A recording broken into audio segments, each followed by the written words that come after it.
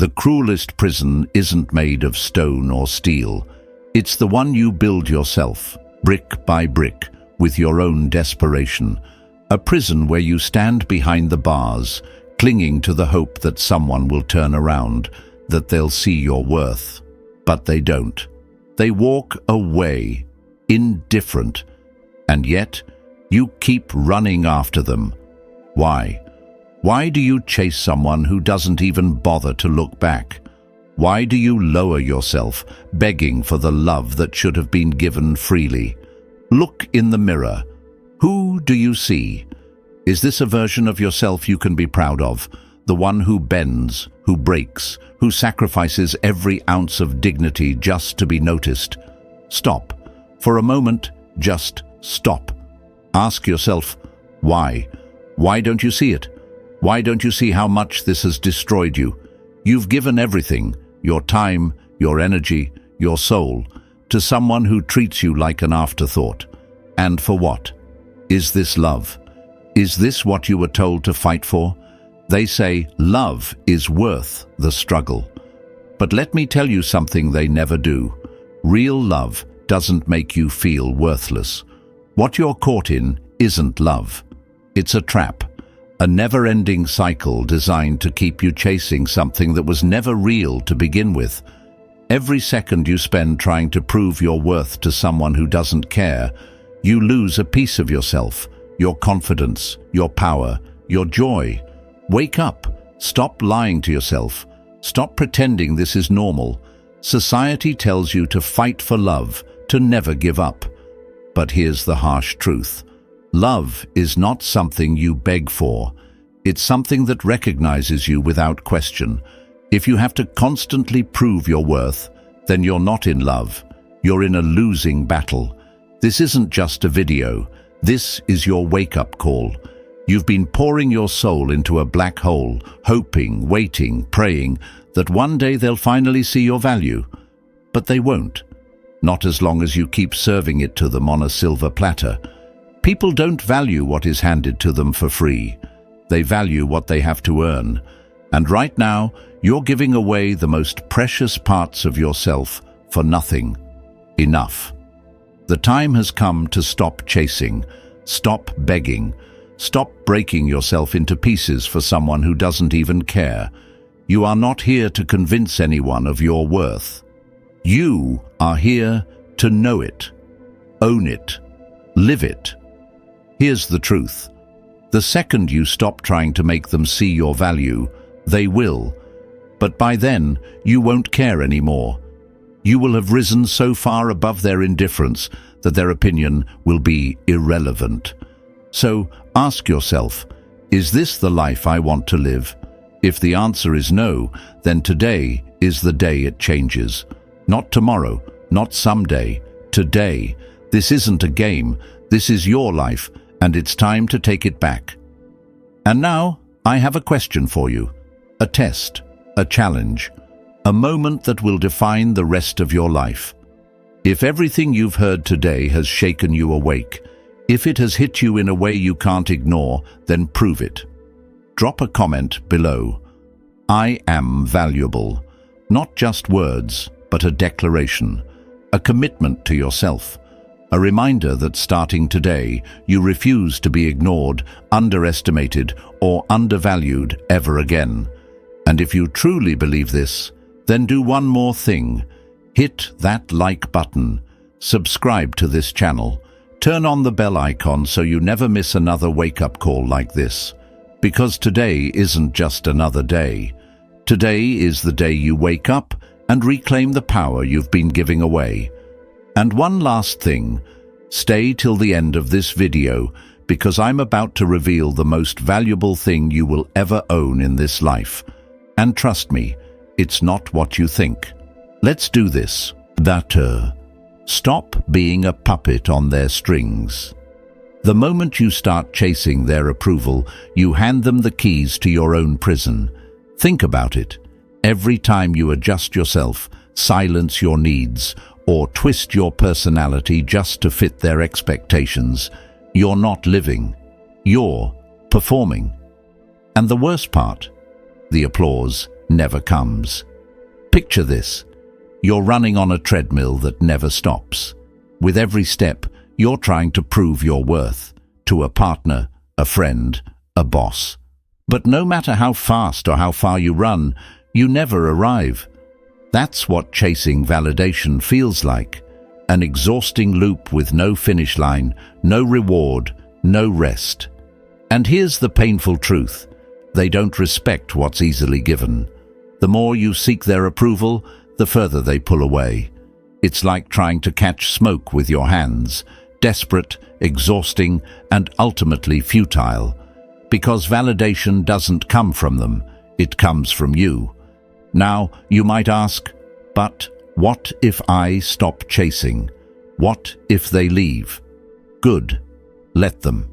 Anyone who needs you to beg for their attention isn't someone worth keeping.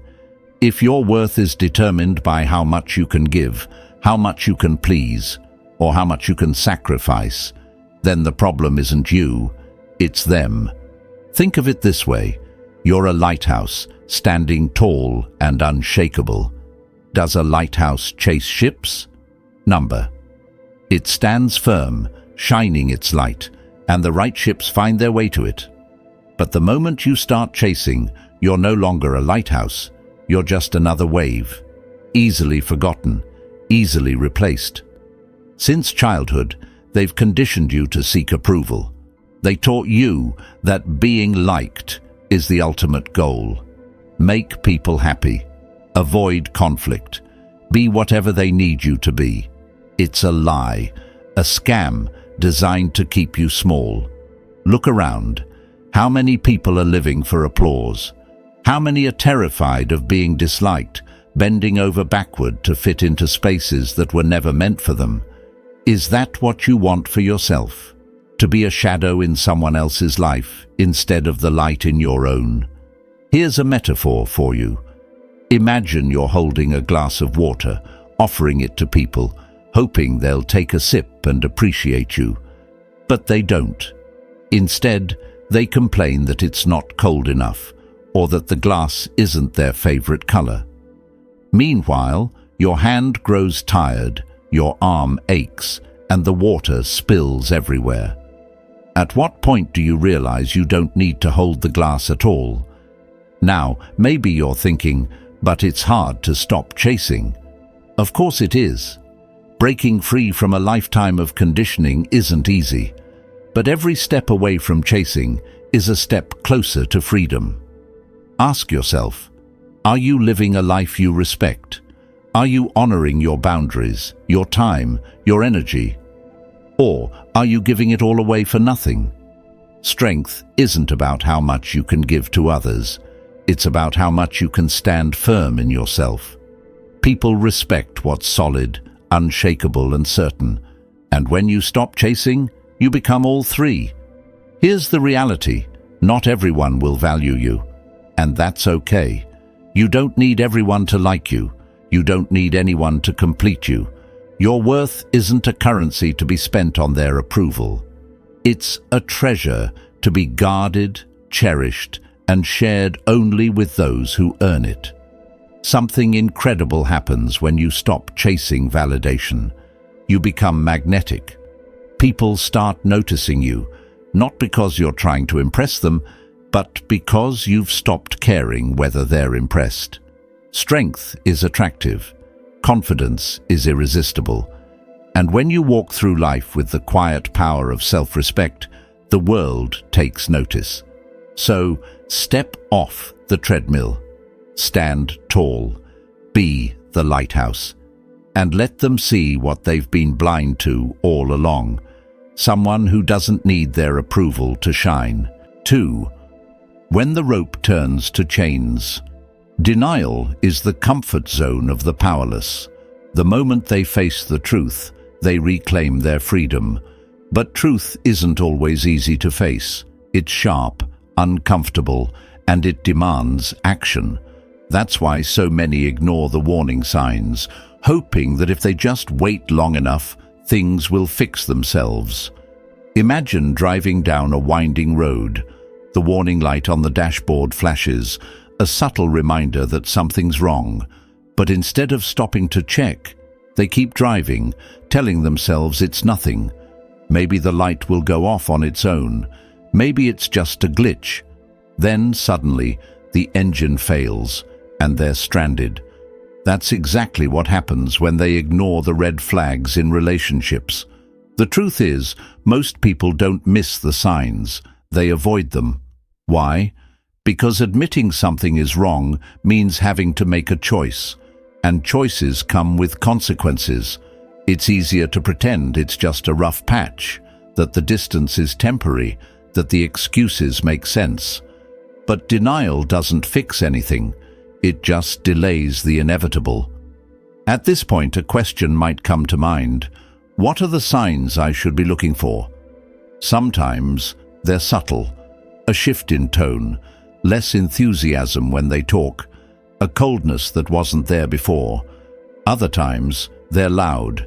Cancelled plans without explanation, unanswered calls, blatant disrespect.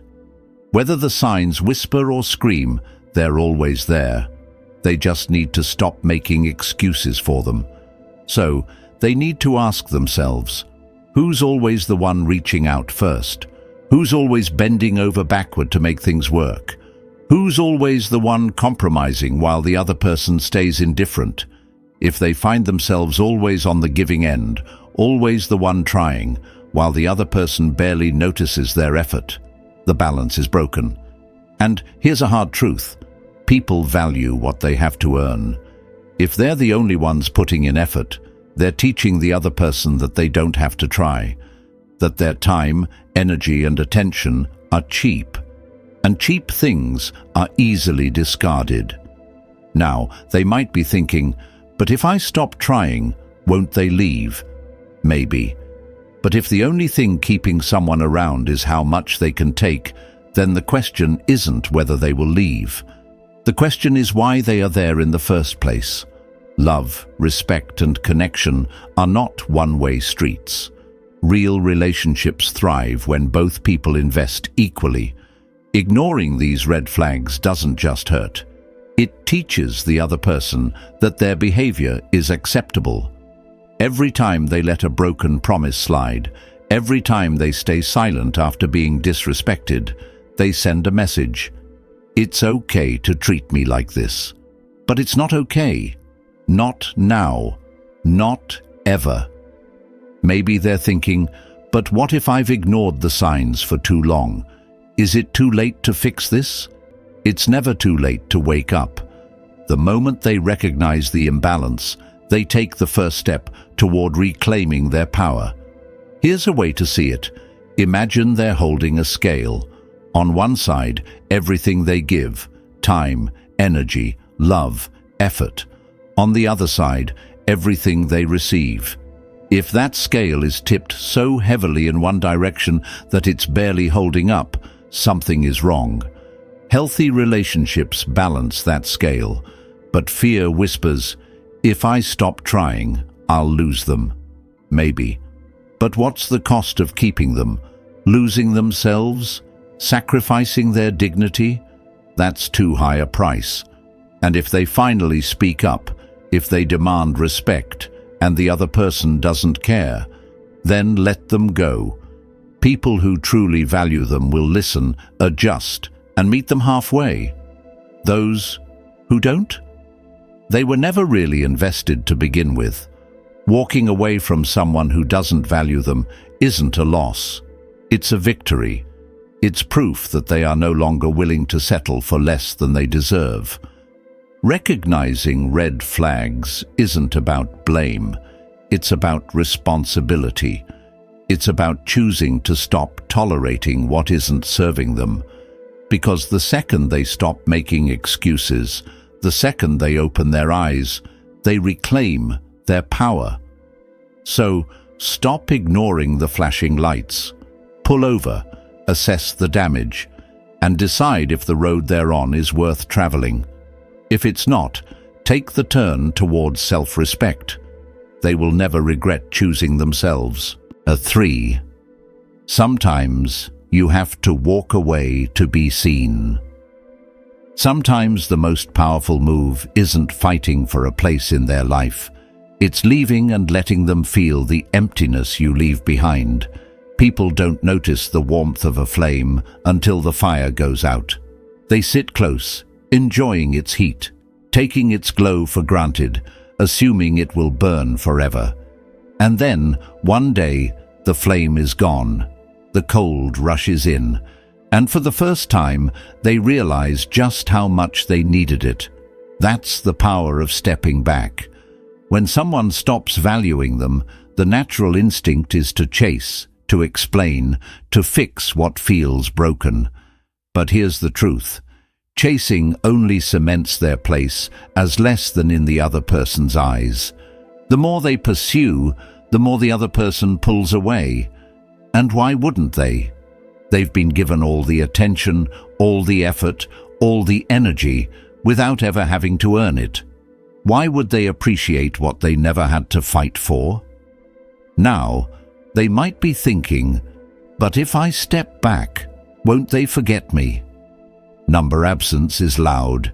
It creates a vacuum, a silence they can't ignore. When someone has always been there, always reaching out, always initiating, always fixing things, then suddenly stops. It forces the other person to notice what they've taken for granted. Picture this. They're the ones always sending the texts, making the calls, planning the moments. The other person has gotten used to it, comfortable with the idea that no matter what, that effort will always be there. Now, imagine stopping. No texts, no calls, no bending. Suddenly, there's a shift. The silence grows, the absence becomes undeniable, and for the first time, the other person starts wondering, what happened? Why haven't I heard from them? Did I mess up? That's the power of stepping back. It forces them to see what life looks like without that presence. But make no mistake, this isn't a game. It's not about manipulating someone into chasing. It's about reclaiming energy that was wasted on someone who didn't appreciate it. It's about saying, if you can't value me, I'll value myself. At this point, a new question might arise. But what do I do with all the energy I used to give them? The answer is simple. Invest it in yourself. Pour it into growth, into goals, into self-respect. Because something incredible happens when they do. They stop needing approval from anyone else. Think of a magnet. When one chases, the polarity pushes the other person away. But when they step back, they flip the script. Their absence becomes the pull. They stop running toward, and suddenly the other person starts noticing. But by then, something even more powerful has happened. They've grown. And maybe, just maybe, they don't even want them back anymore. Now, another question might come. But what if they never come back? Good. Let them stay gone. Because stepping back isn't about getting them back. It's about getting themselves back. It's about breaking free from the exhausting cycle of proving worth to someone who never deserved the effort in the first place. Walking away doesn't just reclaim power. It transforms. It reminds them that their value isn't tied to how much they give to someone else. It's tied to how much they give to themselves. And here's the kicker. The more they invest in themselves, the less they care about whether that person notices. And when they finally do notice, and they will, it won't matter anymore, because they won't be the same. They won't be the person who once begged for attention. They'll be the person who commands respect, not because they asked for it, but because they became it. Now, maybe they're thinking, but what if stepping back feels too hard? It will. It will feel uncomfortable. That's how they know it's working. Growth isn't easy. Reclaiming power doesn't happen without resistance. But every step away from someone who doesn't value them is a step closer to the life they deserve. So, the challenge is clear. Stop texting first. Stop chasing. Stop explaining. Let them sit in the silence of their absence. Let them feel the loss of what they took for granted. And when they finally realize what they lost, it won't matter, because by then they will have stepped forward into a life where they never have to beg to be valued again. Fourth, stop begging. Be the prize. They can't pour from an empty cup, yet here they are, running on fumes to fill someone else's glass, giving, sacrificing, bending, hoping that if they just do more, they'll finally be seen, finally be chosen. But when was the last time they truly put themselves first? And no, scrolling on their phone or zoning out in front of a screen doesn't count. When was the last time they invested in themselves so deeply that it changed them? Because here's the truth. The world doesn't reward those who shrink themselves for others. It rewards those who know their worth and act like it. People don't respect those who neglect their own potential. They are drawn to those who grow, evolve, and thrive. If they're not growing, they're dying. Harsh? Maybe. But true. Most people spend their lives pouring all their energy into others. They bend over backward for relationships, sacrifice their dreams to make someone else happy, and then wonder why they feel drained and invisible. Sound familiar? Here's the hard truth. The world doesn't respect martyrs. It respects builders. People who build themselves up, brick by brick, no matter how many times life tries to knock them down. Imagine this. Instead of chasing after someone who doesn't value them, they channel that energy into becoming the best version of themselves. Instead of waiting for someone to notice them, they notice themselves. They start taking care of their body, their mind, their ambitions. They stop wasting time on people who don't see their worth and start creating a life that makes them proud. So here's the real question.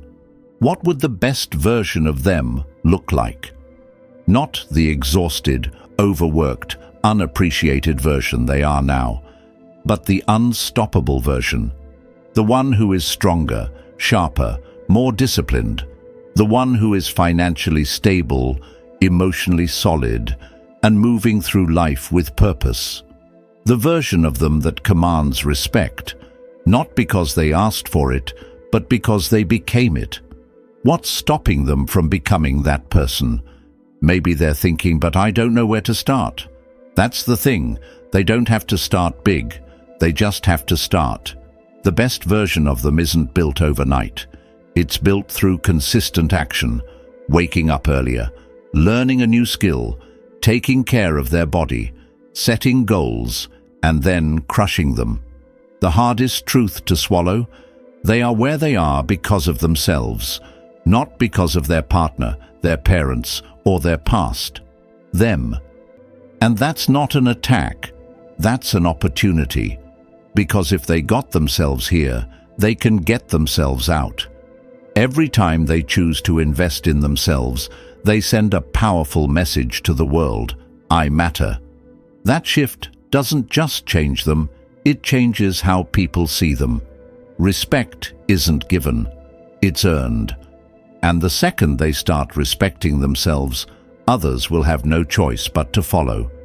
Now, maybe they're wondering, but what if focusing on myself feels lonely? It might. Growth can be isolating. Not everyone will understand their journey, but the right people will. The ones who can't handle their evolution, they were never meant to stay. A seed buried underground doesn't grow by worrying about the other seeds. It grows because it absorbs what it needs: water, sunlight, nutrients. It breaks through the dirt and reaches for the sky, unbothered by whether the other seeds are growing or not. Be the seed. Focus on the growth. And here's the most powerful part. When they truly invest in themselves, they become magnetic. Confidence, discipline, purpose, it draws people in. They will start to notice. They will start to wonder. They will start to respect. But by the time they do, it won't matter anymore, because the one thing they will finally realize is that their worth was never tied to anyone else's recognition. So now, the only thing left to do is take the first step. No more waiting, no more excuses. They don't need permission to invest in themselves. They are the prize. It's time to act like it. 5. Protect your throne or lose your crown. The moment they compromise their boundaries for someone else is the moment they hand over the blueprint to their downfall. A kingdom doesn't fall in a single day. It crumbles piece by piece, not because the ruler wasn't strong, but because they let the wrong people through the gates. Imagine ruling over a vast, beautiful kingdom. Their time, energy, and peace are the treasures that sustain it. But what happens when they leave the gates wide open, allowing anyone to take what they want? Chaos. The walls weaken, the foundation cracks, and before they know it, they're left with nothing but ruins, not because they weren't powerful enough to defend it, but because they never set the boundaries to keep it safe. That's exactly what happens when they live without boundaries. Now, they might be thinking, but aren't boundaries selfish? Won't they push people away? Number boundaries aren't walls meant to isolate. They're guardrails that protect. They don't push the right people away. They teach them how to treat them. The only ones who fear boundaries are those who benefited from them having none. Ask this: how many times have they said yes when they wanted to scream no? How many times have they stayed silent while someone disrespected them just to avoid conflict? How many times have they ignored their discomfort just to keep the peace? Every time they do this, they send a message: my needs don't matter, my time doesn't matter, my standards don't matter. And here's the harsh truth: people believe them. They will treat them exactly as they allow them to. If they don't respect themselves enough to set boundaries, no one else will either. Maybe now they're wondering, but what if people don't like my boundaries? Good. Let them wrestle with it. Boundaries aren't about pleasing others. They're about protecting themselves. And let's be clear, boundaries aren't acts of aggression. They're acts of self-respect. Picture this: they're driving along a dangerous mountain road. The guardrails at the edge aren't there to trap them. They're there to keep them from plummeting off a cliff. That's what boundaries do. They keep their relationships from spiraling into resentment, mistrust, and chaos. Without them, things don't get better. They break. Now, they might ask, but what if setting boundaries feels uncomfortable? It will, especially if they've spent their life bending for others. The first time they say no, their voice might shake. The first time they call out disrespect, they might second-guess themselves. But growth always feels uncomfortable at first. Being clear is key. No sugarcoating, no beating around the bush. Say what they mean what they say. Being firm is just as important. A boundary without enforcement is just a suggestion. If someone crosses the line, they must be ready to call it out and take action. And they must be unapologetic. They don't owe anyone an explanation for protecting their peace. A simple, "This doesn't work for me," is enough. Maybe they're thinking, but what if they leave because of my boundaries? Then let them. If someone can't handle their boundaries, they were never truly invested in their well-being. Boundaries don't drive away the right people. They filter out the wrong ones. And the ones who stay, they're the ones who respect them enough to honor their terms. Setting boundaries is a transformation. It shifts them from being a passive participant in their relationships to being an active leader. It proves to themselves and others that they have standards, that their time is valuable, that they refuse to settle for less than they deserve. Think of a river. The banks give it direction, keep it strong, allow it to flow with power and purpose. But if those boundaries break, the water spills everywhere, weak, directionless, wasted. That's what boundaries do for life. They keep their energy focused and their worth intact. They have a choice: leave their gates wide open and watch their kingdom fall apart, or guard their throne like a ruler who knows their worth. Because the moment they set boundaries like a leader, they stop being a bystander in their own life and start becoming the ruler they were always meant to be. 6. Disappear and watch. What happens? They'll only notice the value of presence when it turns into a memory. The truth is, presence is powerful, but absence, deliberate, intentional silence, is even more profound. People don't treasure what's always available. They treasure what feels rare, what they fear losing. If someone is always there, always giving, always chasing, they unknowingly send a message.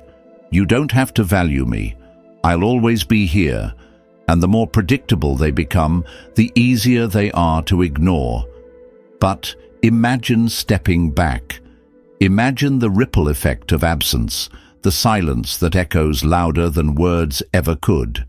This is the absence effect, a force so powerful it shakes people awake, forcing them to confront what they've taken for granted. Let me tell a story. There was someone who made themselves available to everyone, the first to help, the first to reach out, the first to show up when others needed them. At first, people appreciated the effort, but over time, something changed. Their presence became predictable, expected. People stopped saying thank you, stopped reciprocating, stopped noticing. One day, this person decided to step back. They stopped being the first to text, stopped making plans, stopped offering their time to those who treated it like it was limitless. And what happened? Silence. Then, slowly, people started noticing. The same ones who once ignored them suddenly asked where they'd been, why they hadn't heard from them. Absence created a void, and in that void, people realized just how much they had taken for granted. Absence creates space, space for reflection, space for awareness, space for people to understand worth. Now, maybe they're thinking, but what if they don't notice? What if they don't care? Good. That's the answer. If someone doesn't notice when they step back, they were never truly invested in them to begin with. And while that truth might sting, it's also liberating, because when they stop pouring energy into people who don't value them, they free themselves to invest in those who do. Think of a candle burning in a sunlit room. In overwhelming light, its glow goes unnoticed. But when the room goes dark, that same candle becomes a beacon. Absence works the same way. When they step back, they create darkness, a space where their presence was once taken for granted. And in that space, people are forced to confront the emptiness they leave behind. Now, they might ask, isn't stepping back just playing games?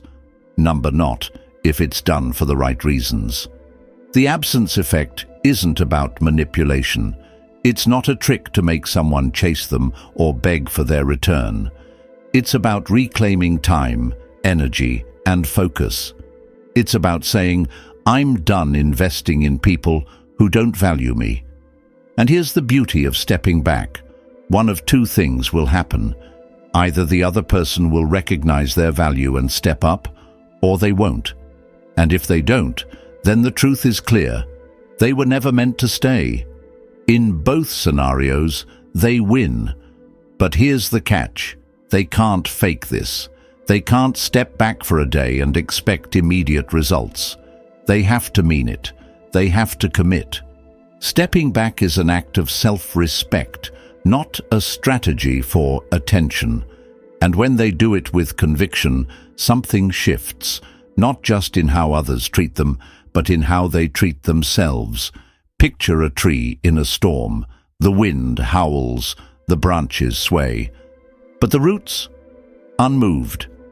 When they step back, they become that tree, unshaken, deeply rooted in their own worth. They stop chasing, stop pleading, stop begging to be seen. Instead, they stand firm, and the right people notice. And here's the best part. The moment they finally recognize their own value, they no longer need others to. Because when they step back, they don't just create space, they reclaim their power. 7. Be the mountain, unshaken, unmoved. True confidence doesn't roar, it doesn't demand attention. It whispers, "I am enough," and the world listens. Picture walking into a crowded room, no scanning faces for approval, no adjusting posture to impress, no need to be the loudest, flashiest, or most attention-seeking person there. Yet, somehow, all eyes are drawn in, not because of what they say, but because of what they carry, a presence that speaks without words. That's the power of unshakable confidence. It's not loud, it's not desperate, it's magnetic. But what is true confidence? It's not what society sells, not arrogance, not dominance, not the trophies or titles. It's not about walking into a room and proving anything to anyone. Real confidence is internal certainty. It's the quiet belief that they are enough, exactly as they are. And when they carry that belief, they don't chase approval. They don't beg for validation. They know their worth, and that knowing radiates. But here's the truth. Confidence like this doesn't appear out of nowhere. It's built.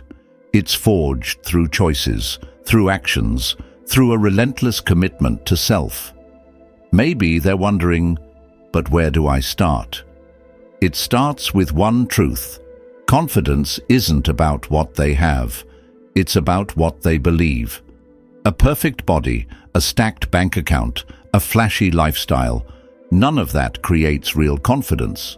Those are just accessories, and anything external can be taken away. Confidence is built in the mind, in the heart, in the discipline to stand tall no matter what. Think of confidence like a muscle. Every time they show up for themselves, they strengthen it. Every time they keep a promise to themselves, whether it's waking up early, hitting a workout, learning a new skill, or simply sticking to a goal, they're not just completing a task. They're proving something to themselves. That trust in their own ability is the foundation of confidence. Now, maybe they're thinking, but I've failed before. Doesn't that make confidence harder? Failure isn't the enemy of confidence, it's the foundation of it. Every time they fail and get back up, they're telling themselves, I am resilient. Confidence isn't about never falling. It's about knowing they can rise, no matter how many times life knocks them down. Imagine a tree standing tall in a storm. The wind howls, the branches sway, but the roots, unmoved. That's unshakable confidence. Life will try to bend them, but it will not break them, because their roots are too deep. Maybe now they're wondering, but what if no one notices my confidence? What if it's overlooked? They will notice. Real confidence doesn't need to announce itself. It's in the way they walk, the way they hold themselves, the way they speak, not loudly, but with clarity and purpose. It's in the steadiness of their energy, in the quiet refusal to let anyone else dictate their worth. They don't need to prove anything. They just need to be. Now maybe they're asking, but what if I don't feel confident yet? What if it takes too long? Confidence isn't about feeling perfect every day. It's about showing up, even on the days they don't feel like it. It's about taking small, steady steps, until one day those steps turn into an unshakable foundation. And then, without even realizing it, they walk into that crowded room, not needing anyone's approval, because they've already given it to themselves. 8. Speak less, be heard more. The need to explain is the first sign of self-doubt. The moment they start justifying their choices, they put themselves on trial, defending decisions that need no defense. Imagine standing in a courtroom, but there's no real case against them. The judge isn't listening. The jury has no authority. And yet, they keep talking, offering reason after reason, hoping to prove something. Sounds ridiculous, right? That's exactly what happens when they over-explain their boundaries, their choices, their standards, especially to people who never deserved an explanation to begin with. Now, maybe they're thinking, but if I don't explain, won't people think I'm rude? Let's flip that question around. Has over-explaining ever truly made someone respect them more? Has pouring out justifications ever stopped someone from pushing back?